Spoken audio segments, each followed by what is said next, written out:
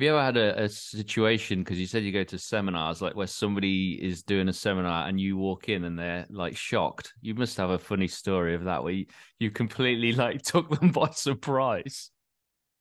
Um, I think so. Sometimes people that are just starting out in the field, and maybe I'm at a conference and then they're doing a presentation, and I walk in the back of the room and I watch them kind of freeze a little bit. I did that once. I remember this was like 30 years ago. I was running a workshop at a conference, a breakout session, and Tony Robbins walked into the back of the room with about four people, as tall as he was. And I said, "Oh my God, Tony Robbins is in my workshop." So yeah, that happens. I think what is more shocking is the people that are the participants see me in there as a participant. Why is he here?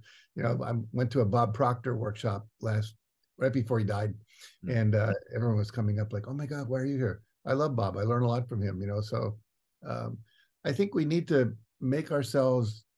We need maybe humble is the wrong word, but we need to put ourselves at the feet of other people because you know a ton of stuff I don't know. And I know some stuff you don't know. And then there's a third person knows stuff that neither of us know. We need to learn from each other.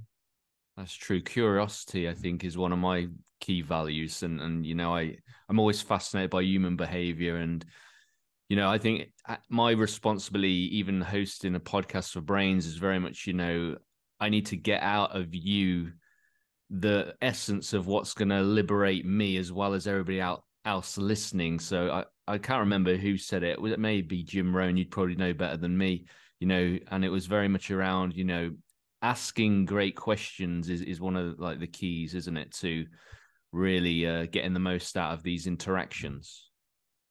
Yeah. And I think, Werner Erhard, who started LifeSpring, which became Landmark, always said, live in the question, not the answer.